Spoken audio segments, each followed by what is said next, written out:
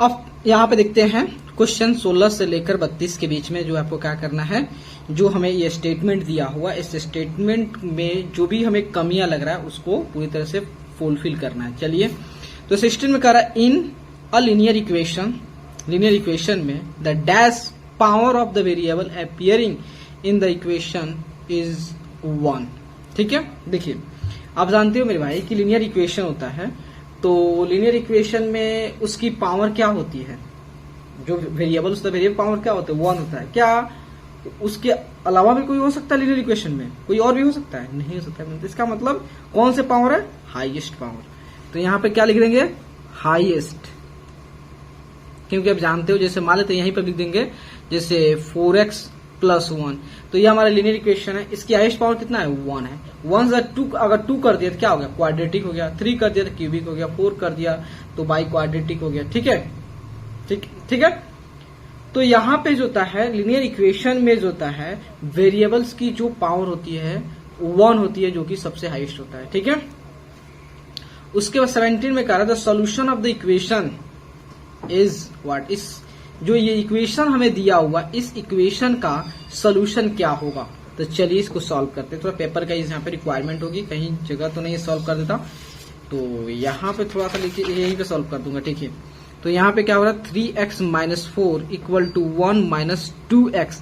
ये 2 तो नहीं, यहाँ पे x अलग है जी, x अलग है, x में थोड़ा गैप दिया है, इसका मतलब x है, तो x है।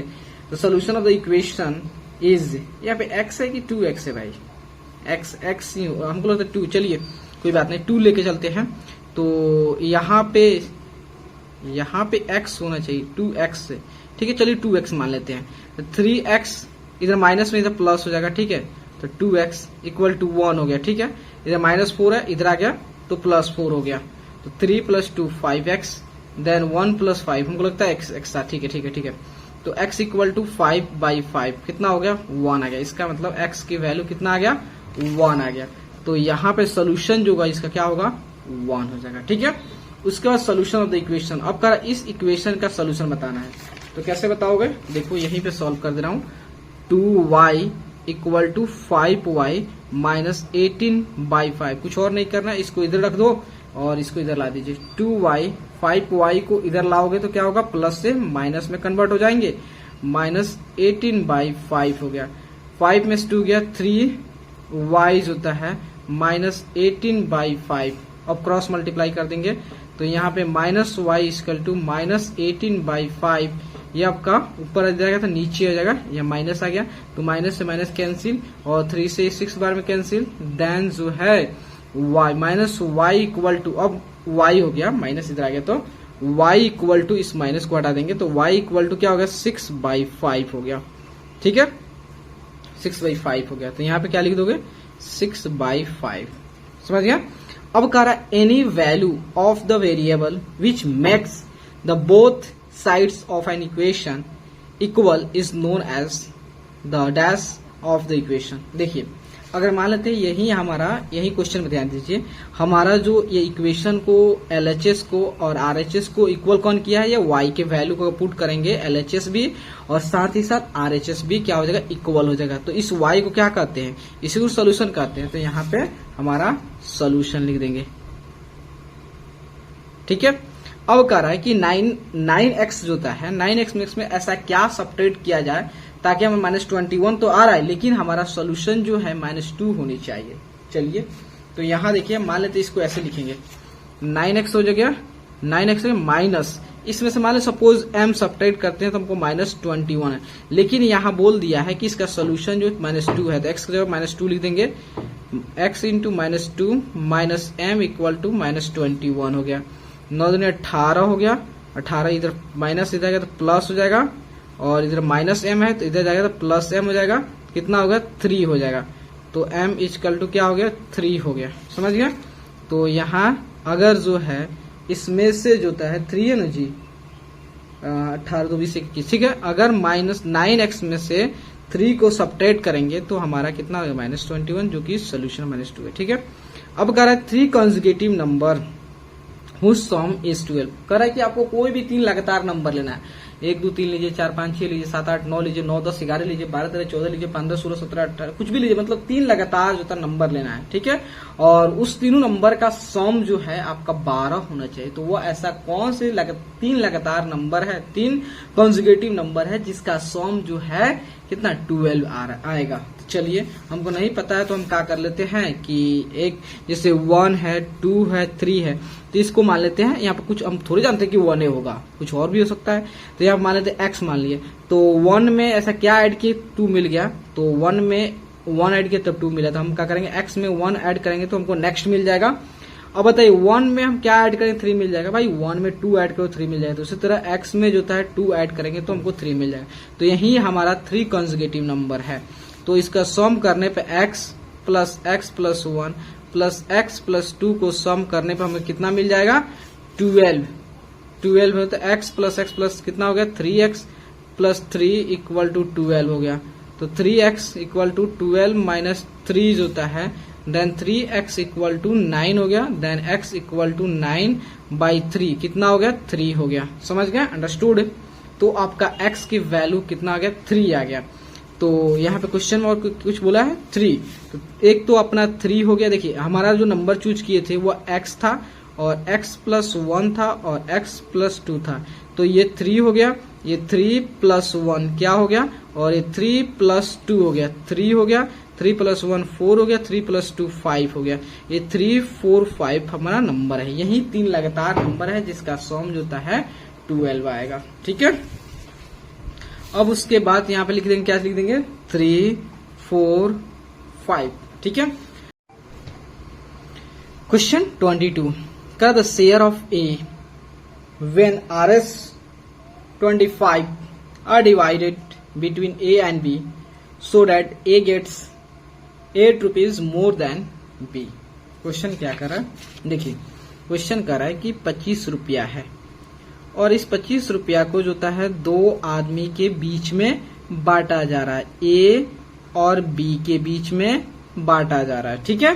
समझ आया, कह रहा है कि हमें निकालना है A को कितना मिलेगा, और क्वेश्चन में दिया है A को जो मिलेगा वो B से 8 ज्यादा। मान लेते B को x रुपया मिल रहा है, इसको कितना मिलेगा, x प्लस 8 मिलेगा। तो अगर A को जो मिला है और B को जो मिला है वो दोनों को ऐड करें 25 आ जाएगा, हाँ जी आ जाएगा। x plus 8 plus x equal to 25, then 2x equal to 25 minus 8 हो गया, 2x इक्वल 15 में से 8 गया 7 और 1 17 हो गया। तो x equal to 17/2, then x equal to 8.5। मतलब जो है कि हमें क्या निकालना है, B को A को कितना मिलेगा, तो A को कितना है, x प्लस 8 है। तो आपका A को जो मिलेगा, A को मिल रहा है x प्लस 8, मतलब जो है 8.5 प्लस 8 जो होता है 16.5 रुपीज जो है A को मिलेगा, ठीक है। उसके बाद नेक्स्ट क्वेश्चन देखते हैं। यहाँ पे जो है 23 है, term of an equation can be the term of an equation can be transposed to the other side by changing its sign। क्योंकि क्या होता है कि हमारा जो इक्वेशन है, जैसे मान लेते हैं 2x प्लस 6 इक्वल टू मान लेते हैं 9 है, कुछ भी है, ठीक है। तो हम जो था जैसे यहाँ पे 2x हो गया, इस 6 को इधर शिफ्ट करना होता है तो क्या करते हैं, इसके साइन चेंज, प्लस होता है तो माइनस कर देते हैं, साइन चेंज कर देते हैं। उसी तरह हम क्या करें, यहाँ पे लिखेंगे साइन चेंज करेंगे, ठीक है। तो कह रहा है कि on subtracting 8 from x the result is to the value of x। तो इसको यहीं पे सॉल्व कर देंगे कि अगर हम x में से 8 को सब्ट्रैक्ट करते हैं तो हमको रिजल्ट मिलता है 2, तो x की वैल्यू क्या हो जाएगा, 10 हो जाएगा, क्योंकि 2 प्लस 8 10, तो यहाँ पे 10 हो जाएगा, ठीक है। उसके बाद कह रहा है कि x plus 5 plus 30 equal to 80, इसका सोल्यूशन क्या होगा। तो x plus 5 plus 30 equal to 18, then x by 5, तो 18 इधर प्लस में इधर आएगा तो माइनस 30 हो जाएगा। तो x बाई 5 इक्वल टू जो होता है 10 में से 8 गया 2 और ये 2 में से 1 गया 1 12, देन x इक्वल टू कितना माइनस होगा, देन x इक्वल टू जो होता है -12 इंटू 5, मतलब x इक्वल टू -60 होगा। तो यहाँ पे -60 होगा, ठीक है। अब उसके बाद कह रहा है कि when a number is divided by 8 result is -3 तो नंबर इज व्हाट। कह रहा है कि कोई भी एक नंबर है, मान लेते हो नंबर x है, जब इस नंबर x को हम क्या कर रहे हैं 8 से डिवाइड कर रहे हैं तो रिजल्ट मिल रहा है, कितना मिल रहा है, -3 मिल रहा है। तो वो नंबर क्या है, तो यहाँ पे क्रॉस मल्टीप्लाई कर -3 इंटू 8, तो वो नंबर जो आपका -24 है, वो नंबर क्या है, -24 है। ठीक है, अब यहाँ 27 में देखते हैं, कह रहा है कि 9 is subtracted from the product of p and 4 the result is 11 the value of p। देखो कह रहा है कि अगर हम p एंड 4 के प्रोडक्ट में से 9 को सब्ट्रैक्ट करते हैं तो रिजल्ट हमें 11 मिलता है, तो p के वैल्यू क्या होगा। तो देखिए, तो p के प्रोडक्ट मतलब 4p, इसमें से क्या करते हैं 9 सब्ट्रैक्ट करते हैं तो रिजल्ट क्या मिल जाता है, 11 मिल जाता है। तो 4p इक्वल टू 11 प्लस 9 कितना होगा, 4p equal to 20, then p equal to 20/4, तो p इक्वल टू 5 होता है, 5p इक्वल टू 5, तो इसका मतलब p के वैल्यू क्या हो गया, 5 हो गया। उसके बाद कह रहा है कि यहाँ पे इसको x के वैल्यू निकालना है, तो देखिए यहाँ पे x के वैल्यू निकालने के लिए हम क्या करेंगे, 2/5 into x -2 equal to 5 -3/5x, x वाले की साइड कर दे रहे हैं, 2/5x -3/5x इक्वल टू 5, इधर माइनस है तो इधर आगे प्लस हो जाएगा, देन यहाँ पे 5 हो जाएगा, then 2x -3x equal to 5 to 7 हो जाएगा, देन -x/5 इक्वल टू 7 हो जाएगा, तो x इक्वल टू -35 हो जाएगा। तो x की वैल्यू कितना हो जाएगा, -35 हो जाएगा। 29 देखते हैं, आफ्टर 18 years स्वर्णिम will be 4 times as old as he is now, तो his present is what। देखिए, एक स्वर्णिम नाम की कोई लड़की है और उस लड़की की जो 18 साल बाद जो एज होगी, 18 साल बाद का जो एज है वो आज से जो होता है कंपेयर करे जाए तो 4 गुना हो जाएगा उसकी एज, समझ रहे हो। तो हम क्या करते हैं, अगर उसकी स्वर्णिम की जो प्रेजेंट एज जो है वो कितना होगा, मान लेते हैं उसकी 1 साल की है, तो 18 साल बाद 18 years लेटर, 18 साल बाद उसकी एज क्या होगा, x + 18, 18 साल बाद की एज उसकी इतने साल की हो जाएगी, लेकिन अभी इतने साल के 18 साल के बाद इतने साल की हो जाएगी। तो क्वेश्चन कर रहा है कि 18 साल बाद की जो एज होगी वो आज की एज से कंपेयर करे जाए तो 4 गुना हो जाएगा। ये 4 गुना हो जाएगा तो हमें इक्वेशन बनानी है, तो उसको इसमें 4 से मल्टीप्लाई नहीं करेंगे, इसमें मल्टीप्लाई कर देंगे। ठीक है, तो 4x हो गया, इधर से x आया तो, और यहाँ पे 18 आ गया, तो 4x में से x गया 3x, then 18, x equal to 18/3 कितना होगा, 6, 18/6, मतलब जो है अभी उसकी जो एज है 6 years है। ठीक है, अब कह रहा है कि यहाँ पे कह रहा है convert the statement adding 15 to 4 times x is 39 into an equation। तो स्टेटमेंट को आपको क्या करना है, इक्वेशन में कन्वर्ट करना है। तो कह रहा है कि कोई भी x है और इस x के 4 टाइम्स, तो 4 टाइम्स कर दिया। अब इसमें क्या कर रहा है कि अगर आप 15 ऐड कर रहे हो तो आपको रिजल्ट क्या मिल रहा है, 39, ये सही कर देना है। ठीक है, उसके बाद देखिए यहां जो 39 में कह रहा है कि the denominator of a rational number is greater than the numerator bye 10। कह रहा है कि कोई रेशनल नंबर है और उस रेशनल नंबर का जो डिनोमिनेटर है वो न्यूमरेटर से 10 ज्यादा है। ठीक है, कर if the numerator is increase by 1 and denominator is decrease by 1। कह रहा है कि यदि हम न्यूमरेटर को 1 से बढ़ा दे और डिनोमिनेटर को जो है 1 से घटा दे तो then expression for new denominator क्या होगा। तो यहाँ देखिए, मान लेते हैं कि हमारा कोई एक रेशनल नंबर है। ठीक है, ये रेशनल नंबर कोई एक रेशनल नंबर है a/b, एक रेशनल नंबर है। ठीक है, a/b एक रेशनल नंबर है, समझिएगा। और इसके हमारा b जो डिनोमिनेटर है, ये a जो है न्यूमरेटर है एंड b जो है डिनोमिनेटर है। ठीक है, समझ गए। तो मान लेते हैं हम जो है यहाँ न्यूमरेटर को जो होता है, न्यूमरेटर को x मान लेते, कोई दिक्कत है।